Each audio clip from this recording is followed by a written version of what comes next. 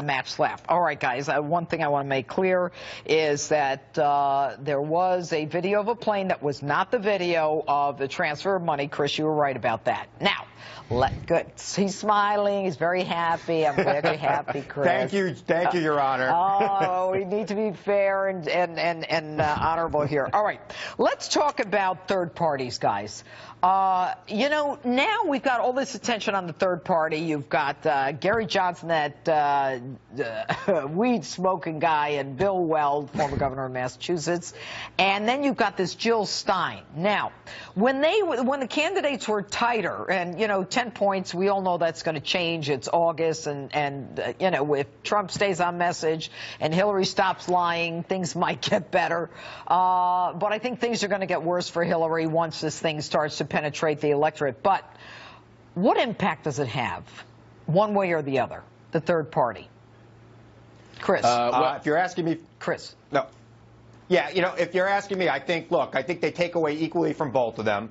But I think right now they're at their high water mark, and I think their impact will dissipate throughout the election. Now, in a close swing state, it could make the difference. So it is something to watch. But it seems right now that even Gary Johnson kind of pulls a little bit more from Donald Trump than Hillary Clinton, but he does pull from Hillary Clinton, and Jill Stein pulls directly from Hillary. Okay. And Matt, your take?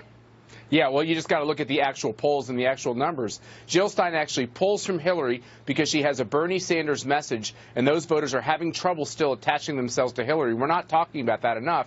And actually, Gary Johnson's signature issue is dope, is drug legalization, and Donald Trump's pretty strong about the fact that he thinks drugs have a negative influence on society. So actually, if you look at all the polls, when all four candidates are there, Judge, Hillary Clinton always drops by more than a couple of points. Well, yeah, and my sense is Jill is the woman thing, and Donald is very, Donald doesn't even drink. I mean, you know, and he doesn't drink. That's not, it seems to me that the stronger they get, that there's going to be more concern for, there's going to be more movement toward the third party, and there's more attention for them, clearly.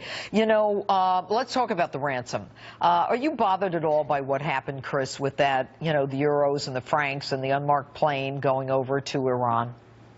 Well, we don't have a banking relationship with Iran, so we had to give them cash from other countries to make that deal. So we were in a situation where they had bought weapons from us in the 1970s. The International Court at The Hague was working through this, and it was going to happen. And now, look, Judge, I will be clear. I think that when there's a deal being made on a variety of subjects, everything could be put on the table, and perhaps that was too. But I don't know for sure that it was. And look, it looks fishy. If it was ransom, I have a problem with it. But I do think it was part of a bigger deal to settle that case, along with a lot of other grievances with Iran, and that's what happens in negotiations. But go ahead, Matt. What was your take on that? It's just, look, it's criminal. It's so sad. It is destructive of everything we stand for as a society when we tell these folks that if you take one of our people hostages, that you won't be able to blackmail us and ransom us. And Obama just makes us look weaker. Look, I root for the president in these circumstances, but he makes us look weaker. The next time Americans are taking a hostage, what are we going to say to that? The fact is this was criminal. Someone owes Ollie North and all those people who were dragged through the mud for what happened during the Reagan administration. And now, let me finish. All they did was send arms for hostages. Let me finish. An apology. And the fact is this, which is, in these situations, the president has nothing but his integrity, and he's lost it on this because he's lying about what this actually was. You know what bothers me here, guys? You know, on the one hand, you know, the optics are bad. Clearly, the optics are bad. Chris, you're right about the fact that this was something that Hague, that there was that $400 million, you know, for the arms and all that.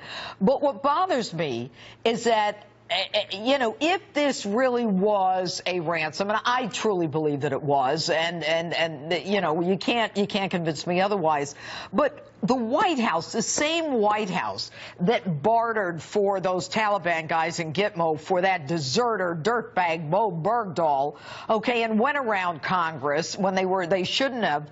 You know, this same White House had threatened the families of those guys who had their heads cut off that they could not negotiate for their loved ones or they'd be prosecuted. And that's what really bothers me. It's not just that they're making all Americans vulnerable, but that they also threatened those families who were trying to negotiate for a return of their loved ones. You know, they got the double standard does not work. But Judge, there was a broad multi-party international deal to stop Iran from getting a nuclear bomb. A lot of things were thrown into that deal, not just American things, but things from around the world, and including this piece in The Hague. And there was screaming and yelling by Matt and others when this was going on about the hostages. Looks it's like one they of the got reasons the Trump's going to win. All right, guys, gotta go. Matt Schlapp, Chris You got to Hahn, get that in. thanks so much.